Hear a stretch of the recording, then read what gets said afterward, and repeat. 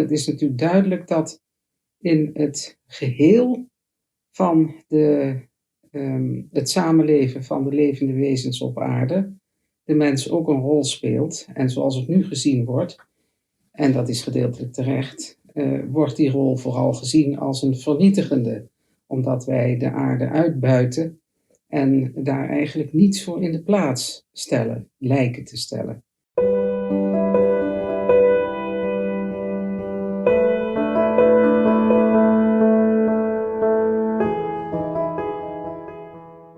We hebben in onze tijd te maken met een mogelijke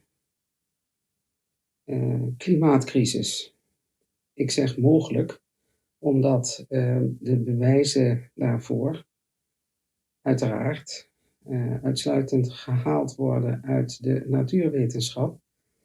En het klimaat niet alleen met natuur te maken heeft, maar wat mij betreft ook heel duidelijk met geest. En wanneer de geestelijke kant van ons aardeleven, van het leven van de aarde, niet wordt bekeken en niet kan worden bekeken, dan is het maar de vraag of die eenzijdige visie die de mens op dit moment heeft op het voortbestaan van de aarde, of die klopt. Dus ik wil niet zeggen dat ik dat loochen, die klimaatcrisis. Je ziet natuurlijk ook zelf wel dat er wel een verandering optreedt. Maar wat die in werkelijkheid te betekenen heeft en hoe je die in het grote kosmische geheel zou moeten begrijpen, dat is nog een heel ander iets. En wanneer je nou gaat kijken hoe de visie is op het samengaan van mens en aarde, dan kun je zeggen dat je in de huidige gangbare opvattingen eigenlijk ziet dat de aarde wordt gezien als een planeet die in de kosmos zijn plaats heeft. Een planeet die een zeker leven op zich heeft in het plantenrijk, het dierenrijk, het mensenrijk. Maar er wordt verder niet nagedacht over wat de mens als spiritueel wezen voor de aarde betekent. Dat is natuurlijk duidelijk dat in het geheel van het samenleven van de levende wezens op aarde de mens ook een rol speelt. En zoals het nu gezien wordt, en dat is gedeeltelijk terecht, wordt die rol vooral gezien als een vernietigende, omdat wij de aarde uitbuiten en daar eigenlijk niets voor in de plaats stellen, lijken te stellen. Je ziet dat ook in het dierenrijk, dat daar een samenhang is tussen dier en natuur. En er stond laatst een artikel in de krant over de terugkeer van de wolf in Nederland. En een van de mensen die daar positief naar kijkt, die heeft de opvatting dat doordat de wolf terug is in Nederland, de bossen weer gemakkelijker op kunnen komen, omdat door de aanwezigheid van de wolf het hert dat jonge boompjes opeet, bij wijze van spreken, bang wordt, daar minder mee bezig is en dus de jonge groei van de bomen, juist door de aanwezigheid van de wolf, niet zo wordt gehinderd. Nou ja, zo kun je die dingen natuurlijk allemaal bekijken. En ik ben de laatste die zal zeggen dat het allemaal onzin is. Maar wat natuurlijk wel op een dramatische wijze ontbreekt, dat is de andere kant van de visie. En dat is de kant van de, laat ik maar zeggen, spiritualiteit van de kosmos. En ik weet natuurlijk dat daarom gelachen wordt en dat dat als door een bepaald wetenschappelijk systeem niet kan worden erkend. Maar ik erken dat wel en ik ben nu aan het woord en ik zal dus vanuit die kant toch proberen iets te beschrijven van wat de mens voor waarde heeft voor de aarde. Natuurlijk, wanneer je kijkt naar de CO2-uitstoot, dan kun je daar verschillende boosdoeners aanwijzen. En ik zeg altijd maar, in feite is de grootste boosdoener de mens, want die ademt CO2 uit en is dus een voortdurende producent van koolzuur. En dat is natuurlijk altijd al zo geweest, dus dat is niet iets van de laatste tijd. Alleen is de bevolking enorm toegenomen en zou je je kunnen voorstellen dat dat een probleem is. Maar we zijn nog niet zo ver gekomen dat vanuit de overheid gezegd wordt, lieve mensen, adem eens wat minder. Er wordt natuurlijk wel allerlei andere dingen worden ons opgelegd, maar het mogen ademen, dat is nog een vrijheid.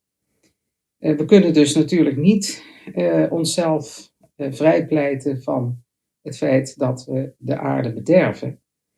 Maar we hebben natuurlijk het plantenrijk, wat altijd ons koolzuur heeft opgevangen en weer omgezet in zuurstof. En je kunt je voorstellen dat wanneer je daar over denkt of naar kijkt of wetenschappelijk onderzoekt, dat je dan zegt, dan moet er dus wel voldoende plantenrijk zijn. En dan moet dat plantenrijk beschermd worden. Want aan de andere kant is de mens ook bezig om dat plantenrijk voor zichzelf op te eisen en ofwel op te eten of op te branden, of nu weer te kappen, bossen te kappen, om voldoende tin te kunnen winnen om batterijen te maken waarop elektrische auto's dan kunnen rijden. Elektrische auto's die zo geweldig goed voor het milieu zijn, vreten aan de andere kant op dit moment onze bossen op de aarde op vanwege de tingewining die noodzakelijk is voor die batterijen. Nou ja, zo kun je natuurlijk, daar zou je, als je daarin gaat verdiepen, en ik doe dat maar zo'n beetje nevenbij, maar daar zou je boeken vol over kunnen schrijven hoe de mens de aarde opgebruikt. En wat je dus als overheid of als mens zelf zou moeten doen om dat een halt toe te roepen. Maar waar nogmaals helemaal geen aandacht voor is, dat is voor de noodzakelijke werking die de mens heeft op de aarde. En dat is iets wat ik dan nu zou willen bespreken. Want je kunt natuurlijk zeggen, nou ja, als de mens nou niet op aarde was, dan zou die aarde floreren, want dan was die consument, die was er niet. En dan zou alles zijn gang kunnen gaan. Dan zou je misschien een klein groepje nog wel willen hebben om het een beetje op orde te houden. Maar verder zou die aarde dan gedijen. Nou, dat is niet waar. De aarde kan niet zonder de mens. En wat de mens op dit moment voor opgave heeft om ervoor te zorgen dat de aarde inderdaad niet ten gronde gaat, die opgave, die is totaal onbekend. En ik mag wel zeggen, daar waar die bekend is die toch ook nog altijd onbemind. En ik heb er mijn levenstaak van gemaakt om iedere keer weer opnieuw erop te wijzen wat in de mens voor potentie schuilt die niet wordt benut en die ook eigenlijk niet wil worden benut. Dat is het trieste. Ik heb daar mijn levenstaak van gemaakt en nu ik de gelegenheid heb om zo af en toe en dan soms ook weer vaker een video op te nemen, zal ik daar dan ook af en toe over spreken. Wat is de de opgave van de mens in onze tijd om ervoor te zorgen, om eraan mee te werken dat de aarde niet ten gronde gaat. Dus ook al zou je alle maatregelen die in het programma van de Verenigde Naties besloten liggen, als je die allemaal zou uitvoeren en dat zou lukken, dan zou je nog geconfronteerd worden met het feit dat de aarde ten gronde gaat. En waarom? Omdat de rol van de mens niet gekend wordt en ook niet gekend wil worden. Want het vraagt wat van ons en het vraagt wat van ons wat wij eigenlijk helemaal niet, daar hebben we helemaal geen zin in.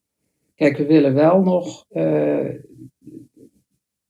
proberen om het vuil wat we produceren te scheiden. En we willen ook nog wel proberen om meer biologisch te eten en zuiniger te zijn. En niet zo te verspillen. Dat kunnen we allemaal nog wel opbrengen. Maar dat is een opgave die we hebben om te redden wat er te redden valt. Maar het genezen van de aarde, dat zouden we kunnen. We hebben als mens, we zijn het enige wezen op aarde als mens die de geest bij zich heeft. Dankzij het feit dat er mensen zijn, leeft op aarde de geest. En wanneer die geest werkzaam wordt in de mens, op een bewuste, actieve manier, dan heeft dat op de natuur een helende opstandingswerking. Wat zouden we als mensen dan moeten doen? Ik heb hier een boekje.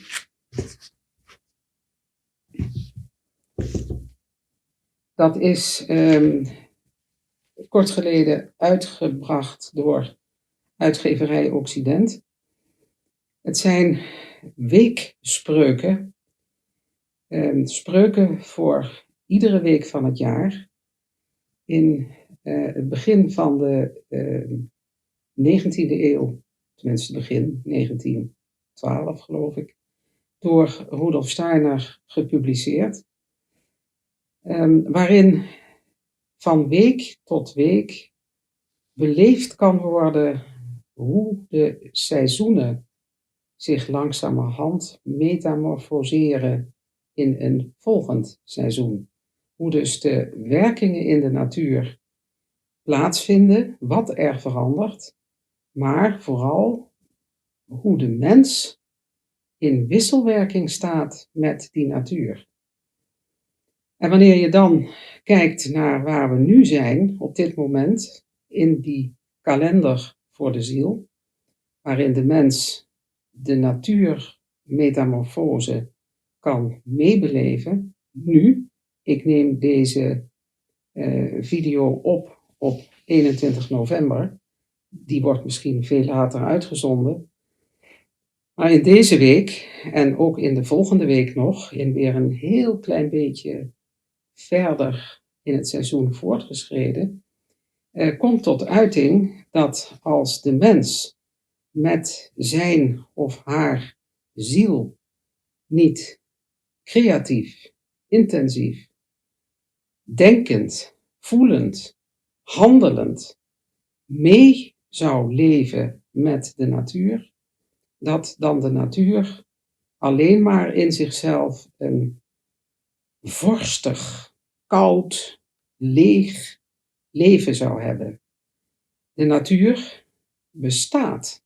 De natuur kan in het voorjaar weer ontkiemen, dankzij het feit dat wij als mensen nu met onze hele ziel, de intensiteit daarvan, met alles wat we in onze ziel aan belevingskracht hebben, met de natuur meeleven, mee denken, mee voelen. En dan volgende week ligt de aandacht wat meer op het mee handelen. Dat is een oproep aan ons, of eigenlijk een constatering is het. En door die constatering worden we opgeroepen om actiever in de natuur aanwezig te zijn. Niet daar gehuld in je eigen persoonlijke gedachten van hier naar daar te lopen. Terwijl misschien je kinderen dartelend voor je uitgaan. En jij maar meeschokt omdat je nou eenmaal moet en verder in jezelf zit. Nee, je doet je ogen open, je doet je oren open, je doet je gemoed open. Je ziet je kinderen, je ziet de natuur, je ziet de herfst, je ziet de kleuren. Je voelt hoe de natuur langzamerhand de zomerkrachten heeft verloren en in een herfststand, zal ik maar zeggen, is binnengegaan die nu steeds duidelijker wordt. Maar ook wordt steeds duidelijker dat als de natuur stil wordt, dat dan de mens de mogelijkheid heeft om in zichzelf levendig actief te worden. En wanneer we dat zouden doen, dan zou de aarde niet zo kwijnen. De aarde kwijnt niet door stikstof of koolzuur. De aarde kwijnt door het egoïsme van de mensen. En niet het egoïsme in de zin van het willen hebben en het willen gebruiken en het willen eten en het willen weggooien naar hartelust. Ook dat, maar dat is bijzaak. De hoofdzaak is dat wij als mensen slapend door het bestaan gaan. En we slapen in onszelf. We zijn alleen maar liggen in het bed van het eigen lichaam. En ook als je door de natuur loopt, dan loop je wel en dan denk je, ik lig niet in bed. Jawel hoor, je ligt wel in bed. Je ligt in het min of meer comfortabele ledikant van je lichaam en je slaapt en droomt er een eind op los. En als we zouden ontwaken, als we dat zouden doen wat we te doen hebben en wat ook normaal menselijk zou zijn, dat je wakker bent en dat je ook geniet van wat je ziet in de natuur en dat je meedenkt met wat er leeft in de natuur. Niet over wolven en over herten en over planten die niet kunnen kiemen. Die kunnen niet kiemen omdat wij lopen te slapen. Daarom kiemen ze niet. Niet omdat dat hert daar aankomt, want die waren er altijd al. En dat hoort ook bij de bosbouw, zal ik maar zeggen, dat er herten zijn. Dus laten we daar de aandacht eens een beetje van afhalen en het licht op onszelf laten schijnen en zien dat we onze houding ten opzichte van de natuur grondig moeten veranderen. Maar daarvoor moet je wel je egoïsme overwinnen. Dat moet echt. Want je loopt liever te slapen. En je hebt er moeite mee om voortdurend wakker te zijn. En niet alleen de dingen te zien, maar ook te beleven. En gewaar te worden waar die natuur in haar ontwikkeling door het jaar heen op dit moment is. En daarvoor is die kalender voor de ziel een onmisbare hulp. Dus eigenlijk zou je moeten zeggen, milieuactivisten, koop de kalender voor de ziel en denk die spreuken elke week, dagelijks. En besef wat je te doen hebt als mens. Je hebt niet alleen te doen dat je over de natuur denkt. Je moet erin. En je moet in dat plantenrijk, in dat dierenrijk, in dat mensenrijk, je menselijke meebelevingskrachten brengen. Kalender voor de ziel. Elke week een spreuk. En ik heb een aantal jaar geleden, toen ik blogteksten schreef, wekelijks een kleine, echt heel kleine, inleiding tot zo'n spreuk geschreven. En die inleidingen die staan nu in dat boekje bij die spreuken. En ik zal dan de spreuk van deze week, dat wil zeggen de week waarin ik dit spreek, voorlezen. Ik voel hoe vruchtdragend eigen kracht. Dat is het niet. Sorry, ik heb de verkeerde spreuk. Ik heb hem. Zo voel ik pas de wereld die los van het meebeleven door mijn ziel in zich slechts vorstig leeg leven en die zonder macht zich openbarend in zielen zich opnieuw scheppend in zich slechts de dood zou kunnen vinden. Dat wil dus zeggen, nu, in deze week, hebben we als mens nu de mogelijkheid om echt de wereld en de natuur te voelen. Deden we dat niet, dan zou die natuur in zich slechts vorstig leeg leven hebben. Dan zou die natuur de macht verliezen om zich te openbaren en zich in zielen opnieuw kunnen scheppen zoals zij dat verlangt en ook nodig heeft. Kan ze dat niet, dan zal ze uiteindelijk de dood slechts kunnen vinden. En dan staat hier in de tekst, in augustus voelden we hoe ons eigen wezen, wanneer het beperkt zou blijven tot een eenzaam bestaan, de dood in zichzelf zou kunnen vinden. De ziel heeft het bestaan van de wereld nodig om zelf te kunnen bestaan. Daar lag dus de verhouding omgekeerd. Daar was het zo dat je moest voelen dat je als ziel de wereld nodig hebt om te kunnen bestaan. Nu, in november, voelen we het omgekeerde. We voelen hoe de wereld niet zou kunnen bestaan, hoe deze zou moeten sterven, als de menselijke ziel niet met de wereld zou meeleven. De wereld moet zichzelf in de menselijke ziel opnieuw kunnen scheppen. En zonder deze macht zich te openbaren in de zielen, zou zij in zichzelf de dood vinden. Daar is de mensheid mee bezig, met zich terug te trekken uit de natuur. En de natuur te zien als een objectief iets wat buiten de mens staat. Natuurlijk weet je wel dat je lichaam daar ook wel een beetje toe behoort.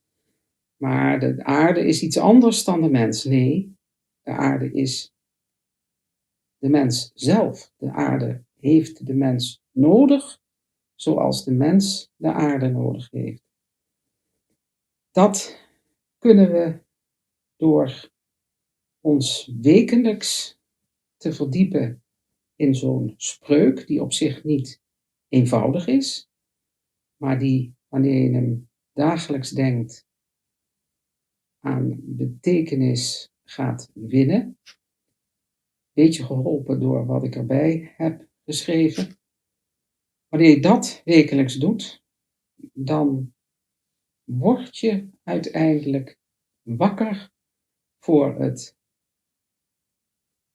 verloop van de natuur, de metamorfose van de natuur in het jaarverloop. En dan wordt ook duidelijk hoe de verhouding van de menselijke ziel tot de ontwikkeling van de natuur, van de aarde, is. Als we dat doen, dan redden we de aarde. Echt waar.